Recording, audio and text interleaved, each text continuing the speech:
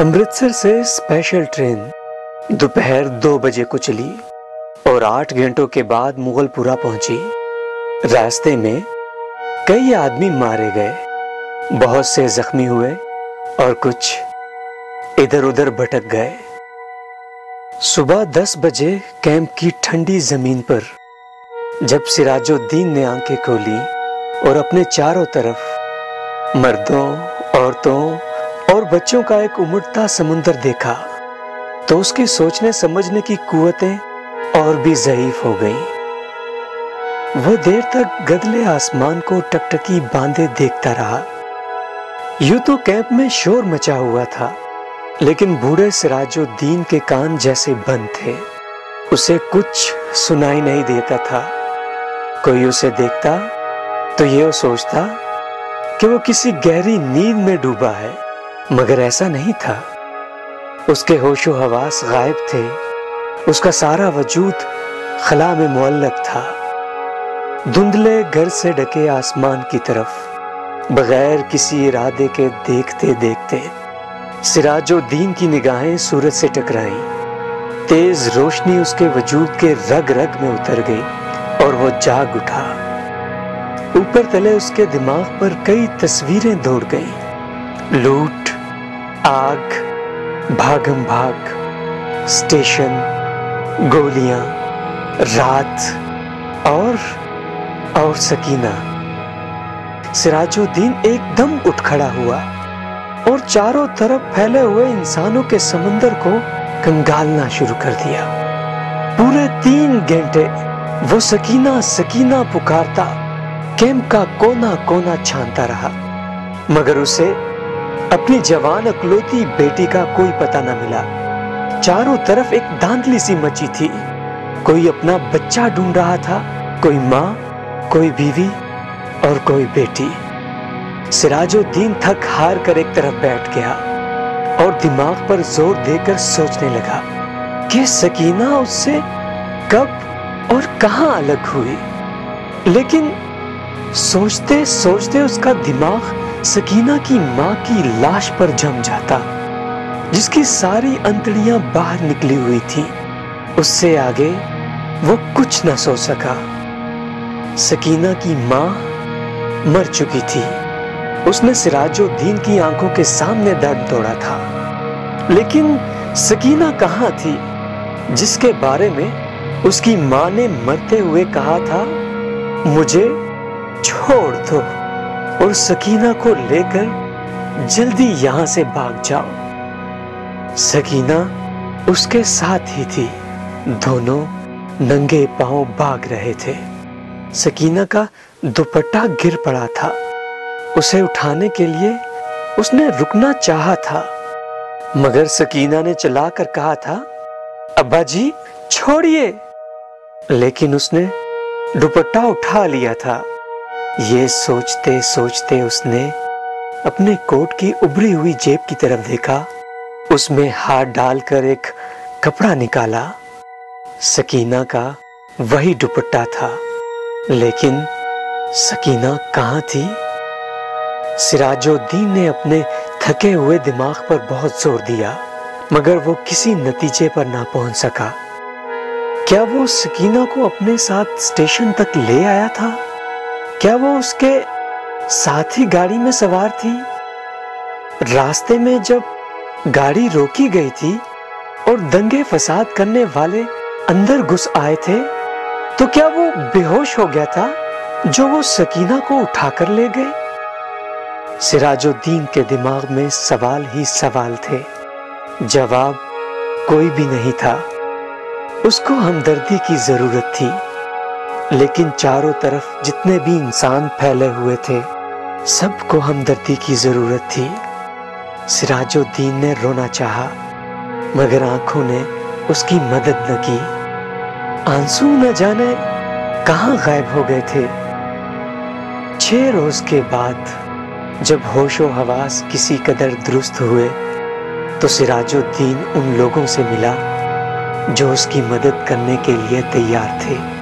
8 نوجوان تھے جن کے پاس لاٹھیاں تھیں، بندوقیں تھیں۔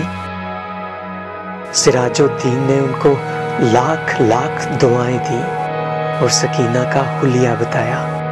गोरा रंग है और बहुत खूबसूरत भी है। मुझ पर नहीं, अपनी माँ पर थी। उम्र 17 वर्ष के करीब है।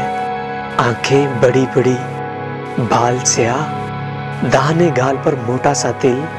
मेरी अकलौती लड़की है, ढूंढ लाओ, खुदा तुम्हारा भला करेगा। उन नौजवानों ने बड़े जज्बे के साथ सिराजुद्दीन को यकीन दिलाया कि अगर उसकी बेटी जिंदा हुई तो चंद ही दिनों में उसके पास होगी। 8 नौजवानों ने कोशिश की। जान हथेली पर रखकर वो अमृतसर गए। कई औरतों, मर्दों और बच्चों को निकाल कर उन्होंने महफूज जगह पर पहुंचाया। 10 रोज गुजर गए मगर उन्हें सकीना कहीं न मिली। एक रोज वो इसी अच्छे काम के लिए लॉरी पर अमृतसर जा रहे थे कि चौराहे के पास सड़क पर उन्हें एक लड़की दिखाई दी। लॉरी की आवाज सुनकर वो बिदकी और भागना शुरू कर दिया। नौजवानों ने मोटर रोकी और सब के सब उसके पीछे भागे। एक खेत में उन्होंने लड़की को पकड़ लिया। देखा तो बहुत खूबसूरत थी। दाहिने गाल पर बहुत मोटा तिल था। एक लड़के ने उससे कहा, घबराओ नहीं, क्या तुम्हारा नाम सकीना है? लड़की का रंग और भी पीला हो गया। 8 नौजवानों ने हर तरह से सकीना की दिलजोई की।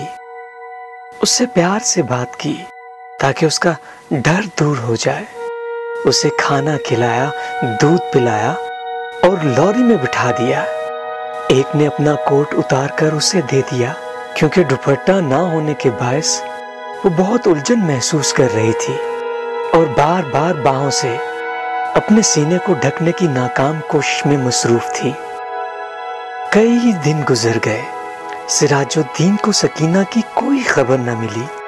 वो दिन भर अलग अलग कैंपों और दफ्तरों के चक्कर काटता रहता, लेकिन कहीं से भी उसकी बेटी का पता न चला।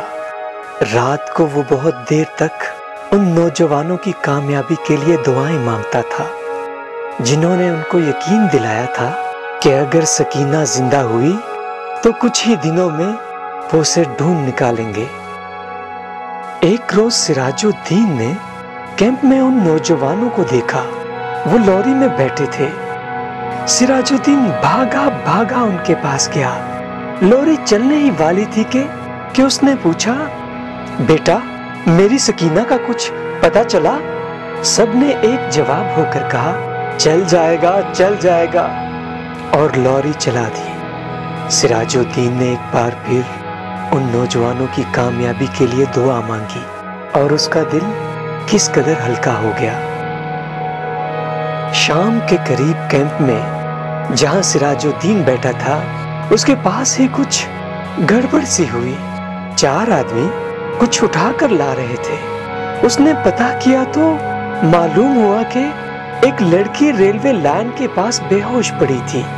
लोग उसे उठाकर लाए हैं। सिराजुद्दीन उनके पीछे पीछे चल रहा था। लोगों ने लड़की को अस्पताल वालों के सुपुर्द किया और चले गए। कुछ देर सिराजुद्दीन ऐसे ही अस्पताल के बाहर खड़े हुए लकड़ी के खंभे के साथ लगकर खड़ा रहा। फिर आहिस्ता आहिस्ता अंदर चला गया। कमरे में कोई भी नहीं था। एक स्ट्रेचर था जिस पर एक लाश पड़ी थी। सिराजुद्दीन छोटे छोटे कदम उठाता उसकी तरफ बढ़ा। कमरे में अचानक रोशनी हुई। सिराजुद्दीन ने लाश के पीले चेहरे पर चमकता हुआ तिल देखा और चिल्लाया, सकीना! डॉक्टर, जिसने कमरे में रोशनी की थी, उसने सिराजुद्दीन से पूछा, क्या है? सिराजुद्दीन के हलक से सिर्फ इस कदर निकल सका, जी मैं इसका बाप हूं। डॉक्टर ने स्ट्रेचर पर पड़ी हुई लाश की तरफ देखा और उसकी नब्ज टटोली और सिराजुद्दीन से कहा, खिड़की खोल दो। सकीना के मुर्दा जिस्म में हरकत हुई। اس کا بدن ہلا، بے جان ہاتھوں سے اس نے ناڑا کھولا اور شلوار نیچے سرکا دی۔ بوڑھا سراج الدین خوشی سے چلایا، زندہ ہے، میری بیٹی زندہ ہے۔ ڈاکٹر سر سے پیر تک ٹھنڈے پسینے میں بھیگ گیا۔